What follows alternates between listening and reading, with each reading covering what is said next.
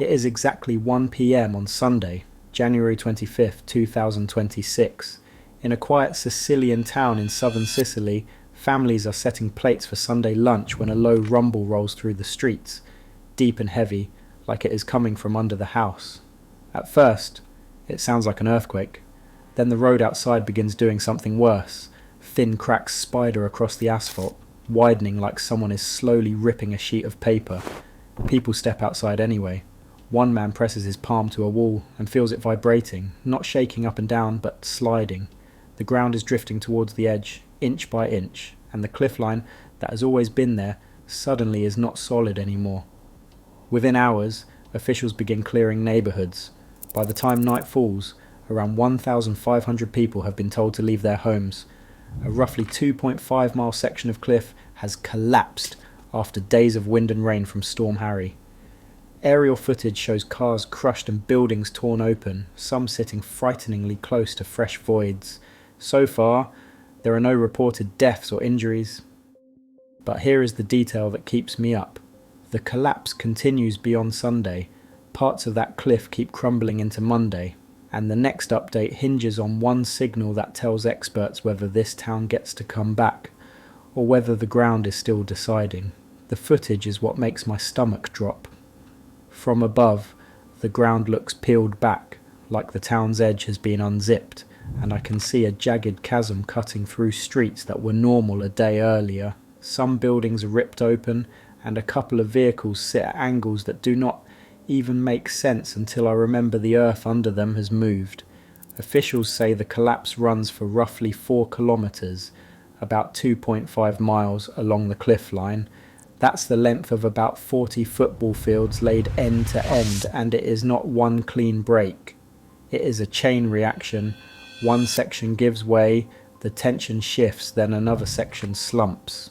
What messes with my head is the contrast. I am staring at real destruction, homes damaged, cars crushed, and yet so far there are no reports of deaths or injuries, which is exactly why the evacuations happen fast. The goal is to stay ahead of the next slide, not react to it. Here is the part that makes this feel less like a freak accident and more like a warning finally coming due. People in this Sicilian town have seen the land misbehave before. Not necessarily like this, not with a chasm ripping open streets overnight, but enough that long-time residents talk about past slides as a scar the town never fully healed from. And the geography does not help. This place sits up on a plateau, with the edge dropping off towards the plain below. When that rim starts to loosen, it does not fail politely. It creeps, it cracks, and then it suddenly gives way in ugly chunks, leaving homes and roads in that nightmare in-between state where nothing looks collapsed, but everything feels like it is one bad hour away from it. That is why officials do not treat this as a one-day event. They are already running geological surveys and watching whether the ground is still moving. Because the big question is what changed this time, and the answer starts with what the storm did to the ground before the cliff ever broke. Storm Harry is the invisible force in the background that turns a shaky cliff into a full-on emergency. A cliff does not usually fail just because it is old or steep. It fails when the ground behind it becomes loaded with water day after day until it cannot hold itself together anymore. Last week, the storm pounded Sicily with wind and heavy rain. Picture what that does in a place like this. Rain does not just sit on the surface, it seeps down, fills the tiny gaps in the soil, and adds weight.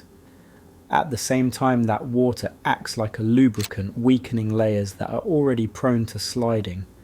The land becomes heavier and slipperier. That is why you see these events behave like a slow-motion collapse. The cliff gives way on Sunday, then keeps shedding pieces into Monday, because the ground is still adjusting to all that soaked-in stress. Once that starts, officials cannot treat it like a single incident. They have to assume the next shift could happen while people are still inside. Right now, the story is not just a cliff collapsed. It is the way a whole Sicilian town has to function when the ground under it is still moving. Emergency crews start drawing hard lines, areas nobody is allowed to cross because the chasm is not done. Local officials say the land keeps giving way after all that rain soaked into the slope, and geological surveys have been running since Sunday evening to figure out what is stable and what is basically hanging in the air. A lot of families get out on their own, staying with relatives if they can, but hundreds of people spend nights in a local sports arena that becomes an emergency shelter almost overnight. Schools close, and at least one key road toward the coast is shut down because the town cannot risk traffic vibrating already fractured ground. Then Italy's civil protection chief shows up and says the quiet part out loud. Some homes on the edge are simply uninhabitable, and residents from the affected zones are going to be permanently relocated. This is the hinge point. Officials say the next call depends on whether, after the water drains away, the moving section finally stops, or at least slows. Until they see that signal, nobody really has the all clear. When you hear landslide, it is easy to picture one sudden avalanche of dirt and then it is over. But what is happening in this Sicilian town makes more sense if you imagine the ground as layered, almost like a cake that has been sitting out too long. The top looks solid until water gets in between the layers. A lot of places in Sicily have soils with a high clay content mixed with sand and fragmented rock. And clay is tricky. Dry, it can feel sturdy. Wet, it turns slick and heavy at the same time. So after days of wind-driven rain, the slope can start acting like it is on a conveyor belt, slow at first, then suddenly jerky when a section loses its grip. That is also why the cracks show up in roads and walls before anything falls. Those are tension lines, signals that the ground is stretching and shifting underneath. And if the edge keeps retreating, it does not just threaten one house, it threatens the whole idea of where the town's safe boundary even is. Zoom out for a second, and the scale gets even uglier.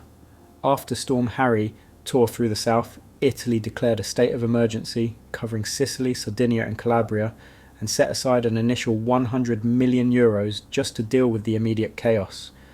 Local officials are already warning the total damage could blow past €1 billion, and in the middle of those massive numbers is the part that hits hardest. Families standing in doorways with a couple of bags, staring at walls they painted, furniture they paid off, and realising the safe line moved overnight. Residents in the town have been saying for years that this slope was a problem, pointing to landslides going back decades, and now they feel like the warning finally became reality. So what happens next is not dramatic, it is methodical. Geologists and civil protection teams map the cracks, fly drones, and set up monitoring points to see if the slope is still creeping. A landslide like this can stall, and then lurch again when the ground gets saturated a second time. In the next updates, there are a few things I am watching. Do the exclusion zones expand? Do new fractures appear in roads and walls? And do officials announce more evacuations? On the flip side, the best sign is boring. No new cracking, no fresh collapses, and steady readings that stay calm even after the stormwater drains. And that circles back to the one detail I teased at the start, because that is what decides everything. The make or break signal is movement, not headlines but meters in the ground. If the sensors and crack maps show the slope has stopped creeping after the stormwater drains, officials can start reopening streets, let families grab belongings, and maybe plan a return. But if those readings keep ticking forward, even a few millimeters a day, that is the cliff telling everyone the danger is still alive, and relocation becomes the only safe answer. I will keep tracking the next updates and I will post them here.